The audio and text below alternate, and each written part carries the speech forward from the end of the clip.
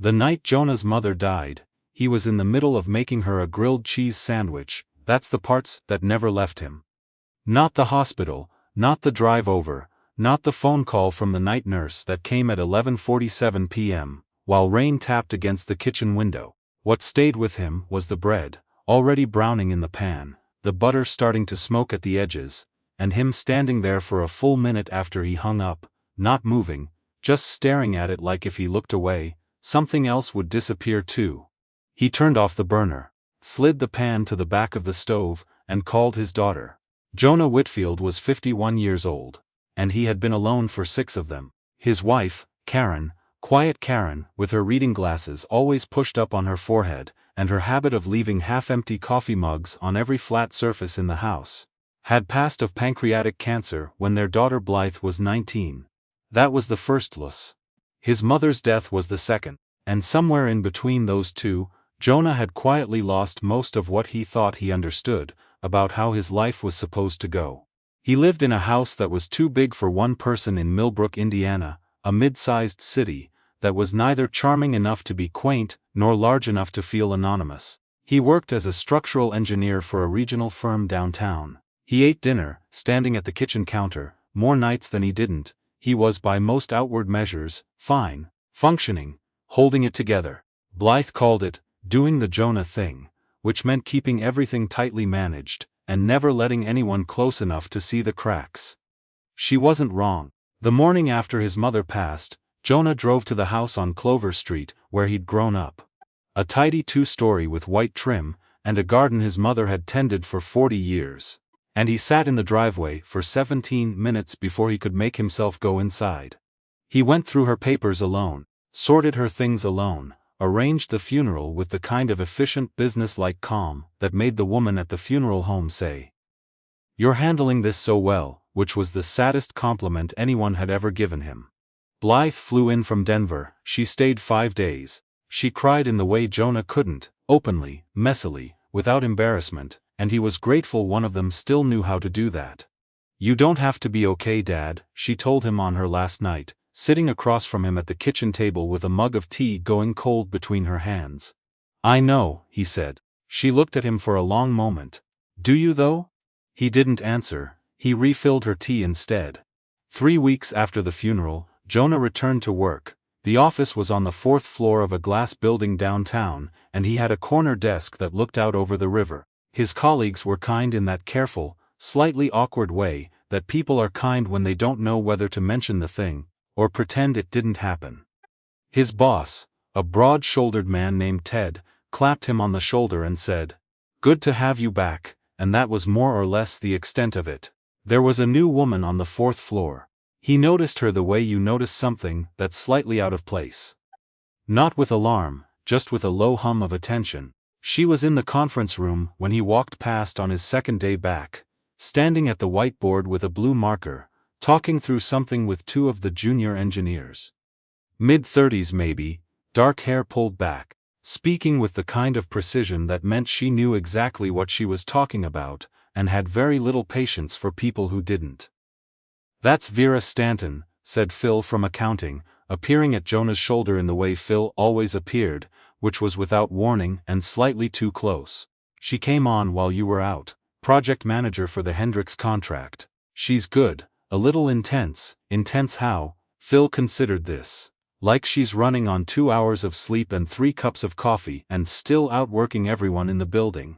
Jonah nodded and moved on. He didn't think about her again, until the following Tuesday, when he found her alone in the break room, at 6:40, in the evening, sitting on the floor beside the vending machine, with a laptop balanced on her knees and a look on her face, like she was about 3 minutes from making a decision she'd regret. He stopped in the doorway.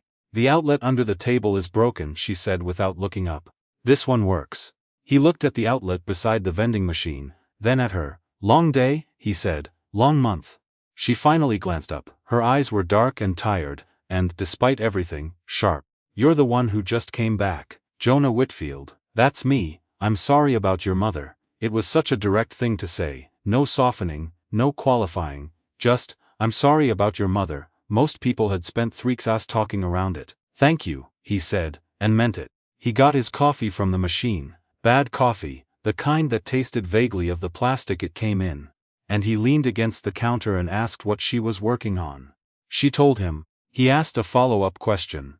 Because it was actually interesting, and she answered it, and, 15 minutes later, they were still talking, and the bad coffee was gone, and, somewhere in there the exhaustion on her face had shifted into something that looked more like engagement. When she finally closed the laptop and stood, she said, "You're not what I expected." "What did you expect?" She tilted her head slightly. "Someone quieter." He laughed.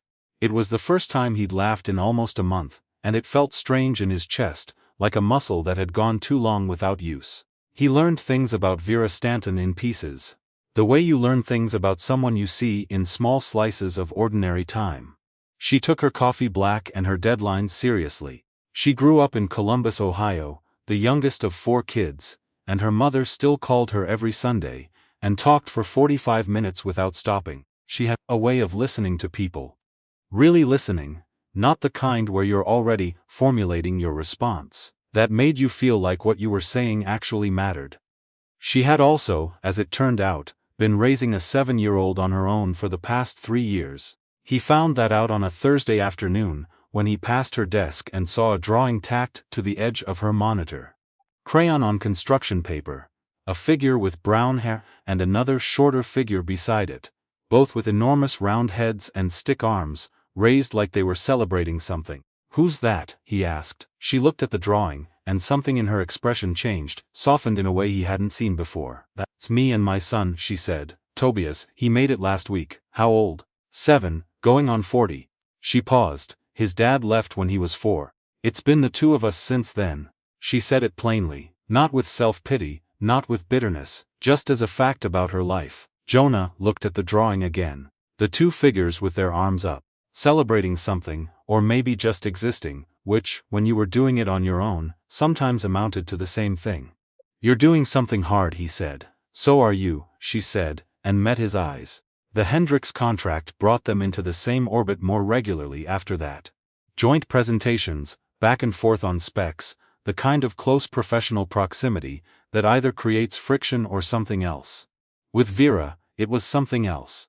The conversations started spilling beyond the project.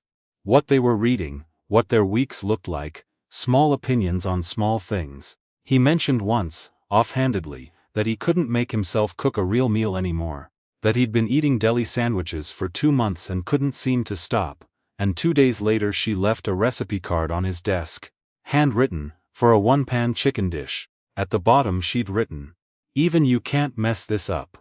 He made it that night.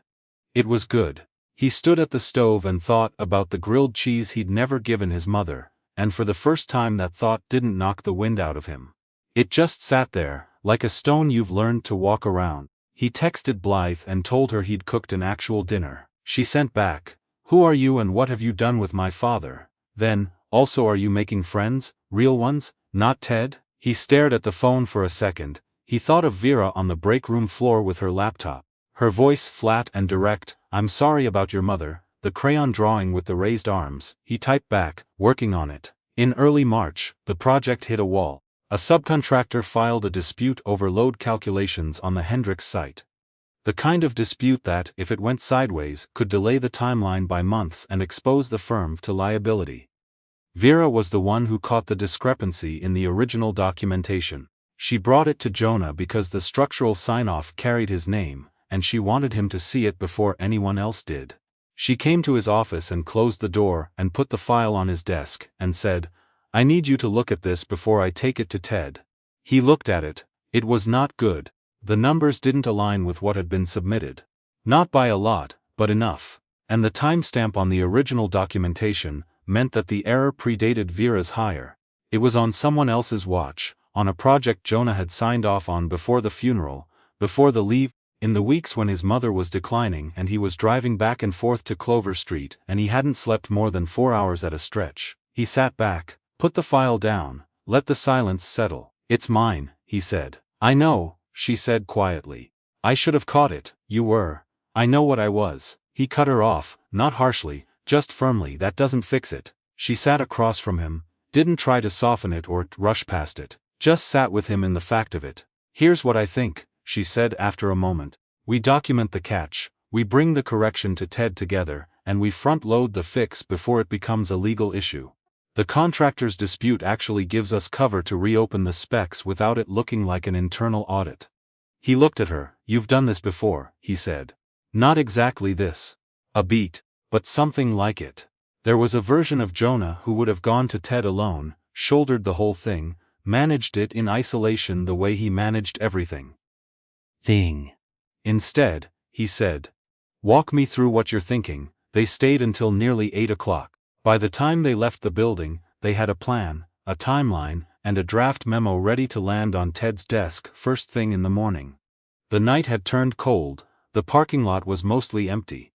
They stood beside their cars for a moment in the yellow light of the overhead lamps, both a little wrung out. Thank you, he said. You didn't have to do it that way. You could have taken it straight to Ted. She shrugged, but not dismissively. That wouldn't have been right. He thought about that on the drive home. What it meant to have someone choose to protect you, when they could have protected themselves instead. Karen had done that, his mother had done that. He hadn't realized, until this moment, how long it had been since anyone else had. The meeting with Ted went exactly as Vera had planned it. The issue was contained, the correction was filed, and the contractor's dispute was resolved by the end of the week. Ted was not thrilled, but he was professional, and he directed most of his questions at Jonah, with the even, measured tone of a man who had decided to deal with problems rather than assign blame. Afterward, Jonah stopped by Vera's desk. How do you feel? He asked. Honestly, she exhaled. Like I just ran a mile in dress shoes. He laughed, the second real laugh in 2 months, getting easier. Can I buy you coffee? He said. Real coffee, not the vending machine kind. She looked at him for a second. Something passed across her face, not exactly calculation, more like consideration. Like she was checking something against something else. I have to pick up Tobias at 4, she said. I'll have you back by 3:30. Another second, then, okay. The coffee place 2 blocks from the office was warm and loud, and smelled like espresso and cinnamon. They sat in a corner booth. Vera wrapped both hands around her cup the same way Jonah's wife used to, and he noticed it and let it go without comment. Can I ask you something? He said. You're going to whether I say yes or not. Fair, he set his cup down. How do you do it, the single-parent thing? Honestly. She thought about it for a moment. Not performing the thinking, actually doing it. You figure out what has to happen today, she said. And you do that. You stop doing the thing where you look at the whole mountain at once. I do the whole mountain thing, I know you do. No apology in it. You've been doing it since the day you came back. Looking at everything at once, calculating the distance, deciding it's unsurvivable. He looked at his coffee. My daughter says something similar. She sounds smart, she is.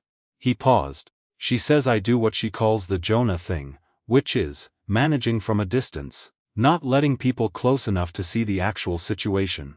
Vera nodded slowly, like this was information she had already filed under a heading she recognized. That sounds familiar, she said. You do it too? I did. She turned the cup in her hands. After Tobias's dad left, I went about 8 months not telling anyone the real shape of things. Pretending I had it together. People would ask how I was doing and I would say fine, we're fine, and go home and cry in the shower once Tobias was asleep. What changed? She looked up. I got tired. Being alone with something that big is exhausting in a way that sleep doesn't fix. I started talking to people, not performing okay. Actually talking. He sat with that. I haven't really talked to anyone, he said, since Karen died, and then my mother. I've been performing okay, yeah. The noise of the coffee shop moved around them. A baby at the next table grabbed at a spoon. Some's order was called wrong and then called again. I'm sorry, she said. About both of them. I know you are, he said, and for the first time in a very long time he believed someone when they said it. April came slowly and then all at once. The project moved into its next phase. Jonah stopped eating deli sandwiches every night. Not because he made some resolution about it, but because one evening he found himself at the grocery store, actually looking at vegetables with genuine intention, which he recognized as a sign of something. He called Blythe twice a week instead of once. He cleaned out his mother's house on Clover Street, which took 3 weekends and cost him more than he expected to feel. He and Vera got coffee 3 more times. Then lunch. Then one Thursday evening after an extended project call ran long, she said she'd ordered Thai food for Tobias, and there was more than enough, and did he want to come over instead of eating alone again? He said yes before he thought about it too hard. Tobias opened the door. He was small and serious and had Vera's dark eyes and a robot t-shirt on, and he looked up at Jonah for a long moment with the frank, unsentimental assessment that only a 7-year-old can pull off. "Are you my mom's work friend?" he asked. "I am," Jonah said. "She talks about you, Tobias," Vera said from behind him. "Good things," Tobias added, with the air of someone clarifying facts. Then he turned and went back inside, as though the matter was settled. Jonah looked at Vera. She had her hand over her mouth, suppressing something. "I'm sorry," she said. "Don't be," he said. He meant it. The apartment was small and warm and covered in evidence of a child. Sneakers by the door, a Lego project taking up half the coffee table, a permission slip for something stuck to the fridge with a magnet shaped like a cactus. Tobias ate with focused efficiency, and then showed Jonah the Lego project, which was a spaceship, which had taken 4 days, and which had one piece that didn't fit right, and was the source of considerable frustration. Jonah looked at the piece. "It's a support beam," he said. "You've got it facing the wrong way." Tobias looked at him. "You know Legos, I know structures." Tobias considered this. "Then, you can help if you want." They sat on the floor for 40 minutes, while Vera cleaned up the dishes, and occasionally looked over at them from the kitchen, with an expression Jonah wasn't sure how to read. He thought about Blythe at 7. How she used to build elaborate card houses and come find him when they collapsed, not for help, just to show him the wreckage. How he'd learned to sit beside her in it instead of trying to fix it. When Tobias went to bed, Vera made tea. They sat at the small kitchen table, with the cactus magnet visible over her shoulder and the Lego spaceship finished on the coffee table. "He doesn't warm up to people quickly," she said. "In case you couldn't tell, he was fine. He fixed your name in his phone contact list in my head as Lego Man. I promised that's a compliment." Joseph smiled. "Your daughter," Vera said. "Tell me about her." So he did. He told her about Blythe. The card houses, the Denver apartment she'd been in for 2 years, the way she cried without embarrassment and said exactly what she thought, and had somehow become a person he genuinely liked spending time with, which he hadn't expected to happen with the ferocity it did. He talked about Karen too, carefully at first, then less carefully. About the reading glasses, about the coffee mugs, about the month after the diagnosis when neither of them knew what to do and they'd driven to the lake and just sat there not talking, and somehow that had been enough. Vera listened, not performing listening, actually doing it. When he finally stopped, the kitchen was quiet. "She sounds like someone worth missing," she said. "She was, and your mother?" He looked at his tea. "She was the one who held the shape of things after Karen died. I didn't realize that until she was gone. And then I looked around and the shape it was different, it was just me standing in it." She reached across the table and put her hand over his briefly. It was not a romantic gesture, it was something older than that, a human one, just saying, "I hear you. You're not standing in it alone right now." He didn't pull back, he didn't manage it or minimize it, he just let it be what it was. When he drove home that night he called Blythe. It was late, but she picked up on the second ring. "I made a friend," he said, "a real one." A pause. "Dad." Her voice had that quality it got sometimes, like she was smiling and trying not to. "Tell me everything." What happened next happened the way most real things happen, not in a single moment you can point to, but in a series of smaller ones that accumulate without you fully tracking them. Jonah brought Tobias a book about bridge engineering that he found at a used bookstore, because it had diagrams that actually made sense, and Tobias had mentioned wanting to know how bridges stayed up. Tobias read the entire thing in 2 days, and came back with questions Jonah hadn't expected a 7-year-old to ask. Vera started texting him things she thought were funny, small things, a photo of a truly terrible structural design she'd found online, a headline that had nothing to do with either of them, and he started texting her back. She said sleeping better, not perfectly, but better. He went back to the house on Clover Street one last time, and stood in the empty garden, and said goodbye to his mother the way he hadn't quite been able to at the funeral. He cried, finally. Not in a way that was managed or timed, just cried, in the backyard of the house where he'd grown up, with the garden beds newly empty for a long time. Then he got into his car and drove home. He told Vera about it the next day. Not the whole thing, just, I went back to my mother's house. I think I finally said goodbye. She didn't say she was sorry. She didn't say anything for a moment, then she said, good. One syllable, no performance, just, good, like she understood exactly what it had cost and didn't need to dress it up. He looked at her. I'm glad you're here, he said, at this company, in this city, on this particular floor. She held his gaze. So am I. There was a man named Davis Thorne who showed up in May.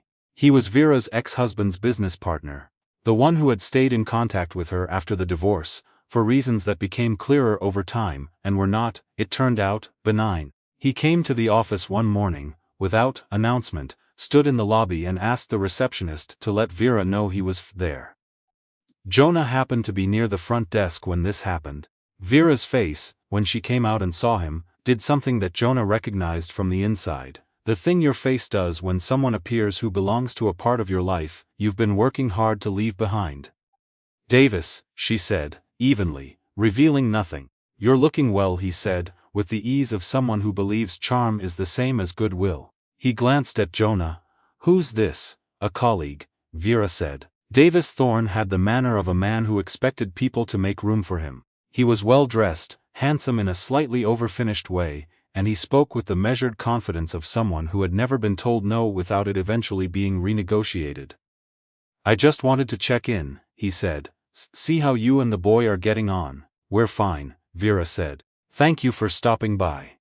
He held his position for a moment, testing, Jonah thought, whether she would soften, whether the door was still open, the way people do when they've walked through doors before, and believe their right of access is permanent.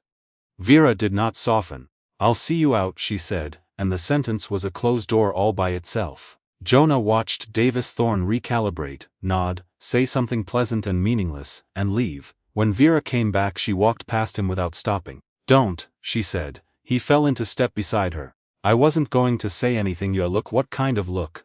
She glanced at him sideways. The kind that's about to ask if I'm okay.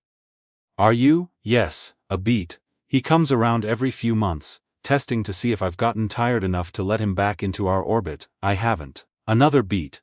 I won't. Does he? Jonah stopped. What? Does he cause problems for you and Tobias? She was quiet for a moment. He knows where the line is. He's never crossed it in a way that's actionable. She said the word actionable with the precision of someone who had researched it. But he shows up. He reminds me that he could. It's a control thing. They were back at her desk now. She sat down, pulled up her email with the flat, organized calm of someone who had learned to contain things. He doesn't know what to do with someone who doesn't need him, Jonah said quietly. Eat up. No, she said, he doesn't. 2 weeks later, Davis Thorne filed a complaint with the firm's HR department. The complaint alleged a conflict of interest in the Hendricks project. He'd gotten hold of a name through Vera's ex-husband and tracked down the subcontractor involved in the spring dispute. He made the complaint look procedural, buried it in language about due diligence. But what it was underneath was pressure. A reminder that he had reach. Vera found out on a Friday afternoon. She called Jonah. He went to HR, she said. I know. Ted told me 10 minutes ago. He's trying to reopen the spring documentation issue. He thinks if he connects my name to it, it gives him leverage. Jonah had already thought this through on the walk from Ted's office back to his desk.